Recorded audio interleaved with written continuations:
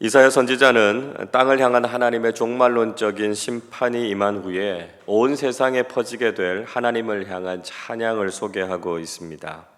14절 이렇게 말씀합니다. 무리가 소리를 높여 부를 것이며 여호와의 위엄으로 말미암아 바다에서부터 크게 외치리니 말씀합니다. 이사야 선지자는 무리들이 소리를 높여서 부를 것이다 이야기하고 있습니다. 그들이 여호와의 위엄을 바다에서부터 크게 외칠 것이다 이렇게 말씀하고 있습니다. 하나님께서 행하신 많은 일들을 보면서 모든 사람들이 하나님을 찬양할 하지 않을 수 없다라고 하는 것을 보여주고 있는 것이죠. 여기에서 무리라고 하는 말은 13절에서 나오는 민족이라고 하는 말과 같은 의미입니다. 모든 민족들이 하나님을 찬양하게 될 것이다 말씀하고 있습니다. 여기에서 중요한 것은 무리들이 단지 택함 받은 이스라엘 민족만을 의미하는 것이 아니라는 것입니다. 무리는 이방인들까지 포함하고 있고, 그래서 모든 민족들 가운데서 하나님께서 찬양을 받으실 것이다 라고 하는 비전을 보여주고 있는 것이죠. 그를 통해서 온 땅에 하나님의 영광이 드러나게 될 것이다 말씀하고 있습니다. 15절 말씀 한 번 더 같이 읽어보겠습니다. 그러므로 너희가 동방에서 여호와를 영화롭게 하며 바다 모든 섬에서 이스라엘의 하나님 여호와의 이름을 영화롭게 할 것이라. 동방이라고 하는 히브리어 단어 우르라고 하는 말인데요, 원래는 동사 오르라고 하는 말에서 파생한 명사입니다. 빛이라고 하는 뜻을 가지고 있습니다. 즉 해가 뜨는 쪽, 빛이 비치는 쪽, 이런 의미를 가지고 있는 것이죠.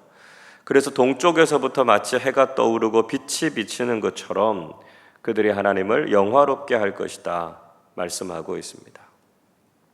또 바다의 모든 섬에서 이스라엘의 하나님 여호와의 이름을 영화롭게 할 것이다 말씀하고 있습니다.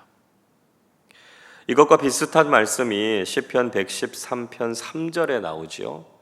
해 돋는 곳에서부터 해 지는 데까지 여호와의 이름이 찬양을 받으시리로다 노래하고 있습니다. 모든 땅과 모든 민족 가운데서 하나님의 영광이 드러나게 된다는 것이죠.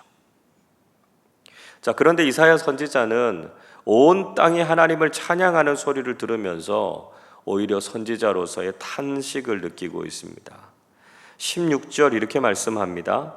땅 끝에서부터 노래하는 소리가 우리에게 들리기를 의로우신 이에게 영광을 돌리세 하도다. 그러나 나는 이르기를 나는 쇠잔하였고 나는 쇠잔하였으니 내게 화가 있도다. 배신자들은 배신하고 배신자들이 크게 배신하였도다. 이렇게 이야기하고 있습니다. 땅 끝, 그러니까 모든 민족들이 하나님을 찬양하는 소리가 울려 퍼집니다. 그 찬양의 내용은 의로우신 하나님께 영광을 돌리라 라고 하는 것입니다. 마지막 때의 온 세상은 공의로우신 하나님의 심판과 믿음의 사람들을 구원하시는 하나님의 손길을 경험하게 되고, 그 모습을 보면서 하나님은 공평하시고 의로우시다라고 하는 것을 모든 사람들이 인정하면서 찬양하게 될 것이다 말씀하고 있습니다. 그런데 지금 이사야 선지자는 자신이 쇠잔하여져서 화가 있을 것이다 말하고 있죠. 여전히 배신하는 사람들은 배신할 것이다 이야기하고 있습니다. 이사야의 탄식은 하나님을 향한 찬양이 들리는 가운데서도 구원받지 못할 사람들, 멸망할 사람들이 있기 때문이었습니다. 배신자들이라고 말한 사람들, 아마도 하나님의 백성인 이스라엘을 대적한 사람들이거나 아니면 이스라엘 내부에 있었던 악한 사람들이었을 것입니다. 온 세상에 분명히 하나님을 향한 찬양과 영광이 드러나게 되지만 멸망당할 사람들은 결국 심판을 피하지 못할 것을 생각하면서 이사야가 탄식하고 있는 것이죠. 이사야 선지자는 땅의 주민들, 즉 하늘에 속하지 않고 멸망에 처한 사람들의 최후 운명에 대해서 경고해 주고 있습니다. 17절 말씀 보시면 그들에게 두려움과 함정과 올무가 이르게 될 것이다 말하고 있지요. 18절에서는 그들이 두려운 소리를 듣고 도망하다가 함정에 빠질 것이다 이야기합니다. 그리고 그 함정에서 올라오는 사람들은 올무에 걸리게 될 것이라고 이야기하고 있습니다. 19절에서는 하나님의 위엄과 심판이 땅의 기초를 흔든다는 것이죠. 결국은 땅이 깨지고 갈라지고 흔들려서 그들이 멸망하게 될 것을 말씀하고 있습니다. 결국 20절에서는 땅이 심판을 받고 그 죄로 인해서 다시 일어서지 못하게 될 것이다 말씀하고 있습니다. 비슷한 말씀이 신약 히브리서 12장 26절에 나옵니다. 이렇게 기록하고 있습니다. 그때는 그 소리가 땅을 진동하였거니와 이제는 약속하여 이르시되 내가 또 한 번 땅만 아니라 하늘도 진동하리라 하셨느니라 말씀하고 있습니다. 히브리서 기자도 하나님께서 땅과 하늘을 흔드신다는 것이죠. 그래서 하나님을 의지하지 않는 자들을 향해서 심판이 있을 것이다 선언하고 있습니다. 여러분, 우리는 하나님께서 행하실 최후 심판과 종말의 모습에 대해서 잘 기억해야 합니다. 흔히 사람들이 생각하는 것처럼 종말이라고 하는 것은 그저 무섭고 두렵기만 한 것이 아니라는 것이죠. 종말의 때에는 온 세상의 모든 민족들이 하나님을 찬양하게 될 것입니다.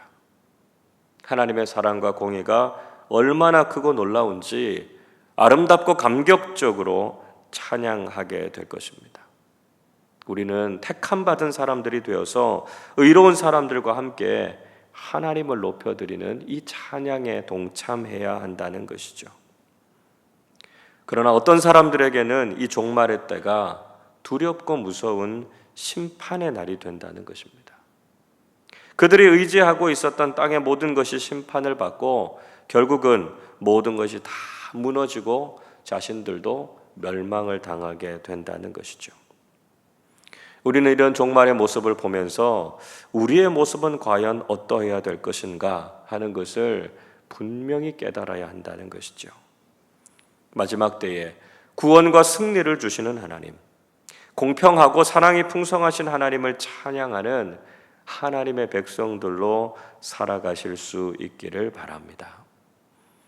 이사야 선지자는 종말의 때에 악인들에게 어떤 심판이 임할 것인가 강조해서 반복하고 있습니다. 21절을 보십시오. 그날에 여호와께서 높은 데에서 높은 군대를 벌하시며 땅에서 땅의 왕들을 벌하시리니 말씀합니다.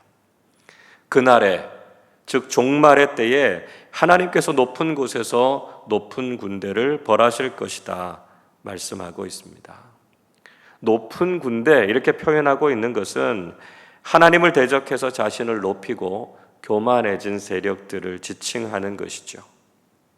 그러나 하나님께서는 더 높은 곳에서 그들을 심판하시고 벌하시는 분이시다 하는 것을 깨닫게 해주고 있습니다. 또 하나님께서 땅에서 땅의 왕들을 벌하실 것이다 말씀하고 있습니다. 자신들이 모든 것을 다스리고 있다고 자신하는 땅의 왕들을 바로 그 땅에서 벌하실 것이다 말씀하죠. 아무리 그들이 자신을 높이고 교만해진다 할지라도 하나님께서는 그들보다 더 높으시고 그들의 모든 것을 심판하시는 하나님이 되신다 말씀해 주고 있습니다. 또 악한 세력들은 자신들의 죄값을 치르게 될 것이라고 말씀하죠. 22절 보십시오. 그들이 죄수가 깊은 옥에 모임같이 모이게 되고 옥에 갇혔다가 여러 날 후에 형벌을 받을 것이니라 말씀합니다. 하나님께서 그들을 죄수같이 깊은 옥에 가두실 것이다 말씀하죠. 그리고 그 옥에서 여러 날 갇혔다가 그 이후에 심판을 받고 형벌을 받게 된다고 말씀하고 있습니다. 마치 오늘날로 이야기하면 죄를 짓고 구치소에 수감이 됐다가 재판을 받고 징역을 살거나 벌금을 내는 것처럼 그들이 지은 죄에 대해서 대가를 치르게 하시겠다 말씀하고 있습니다. 악한 자들이 저질렀던 모든 죄에 대해서는 하나님께서 절대로 그냥 넘어가지 않으신다는 것이죠. 그 죄와 악에 대해서 반드시 대가가 있다는 것을 잊지 말아야 한다는 것입니다. 결국 악한 자들은 수치를 당하게 되고 하나님께서 영광을 받으시게 될 것이다 선포하고 있습니다. 23절 말씀 한 번 더 같이 읽어보겠습니다. 그때에 달이 수치를 당하고 해가 부끄러워하리니 이는 만군의 여호와께서 시온산과 예루살렘에서 왕이 되시고 그 장로들 앞에서 영광을 나타내실 것입니다.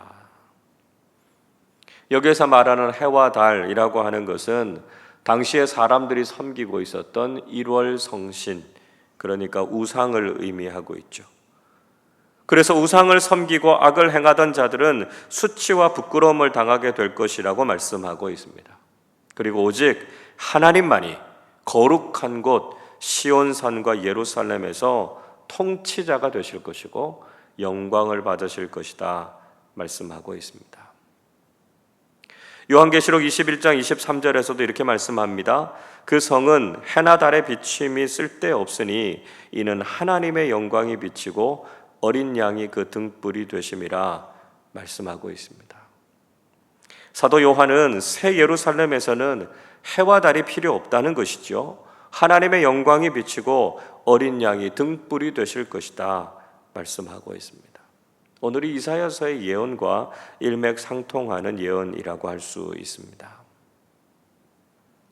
우리는 하나님께서 최종적인 심판자가 되시고 영광을 받으실 분이심을 믿음으로 고백하면서 살아야 합니다. 세상의 악한 자들은 자신들이 저지른 죄에 대해서 반드시 심판을 받게 될 것입니다. 그리고 오직 그때에 하나님만이 모든 영광을 받으시게 되실 것입니다. 우리는 마지막 때의 영광과 찬송을 기대하면서 때로는 힘겨운 오늘도 믿음과 순종으로 살아가는 사람들이 되어야 한다는 것이죠. 머지않아 이루어지게 될 하나님의 영광을 기대하면서 오늘도 하나님을 찬양하고 하나님의 선하심과 공의로우심을 믿고 살아가는 우리 모두가 되시기를 주님의 이름으로 축원합니다. 기도하겠습니다.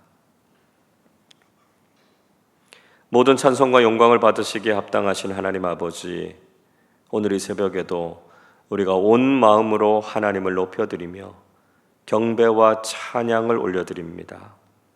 마지막 때에 온 세상에 울려 퍼질 하나님을 향한 영광의 찬양을 우리도 함께 부르게 하시고 공평하시고 정의로우신 하나님만을 의지하며 살아가게 해 주시옵소서.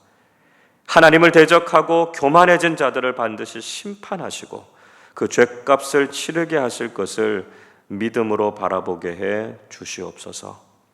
불의하고 악한 세상 속에서 때로는 우리가 어려움을 겪을 때가 있지만 반드시 하나님의 공의로운 심판이 있음을 믿고 오늘도 믿음의 사람답게 바르고 정직하게 살아가게 해 주시옵소서. 그래서 오늘 하루도 우리의 삶이 하나님께서 주시는 승리와 평안을 경험하게 해 주시옵소서. 감사드리며 우리 주님 예수 그리스도의 이름으로 기도하옵나이다. 아멘.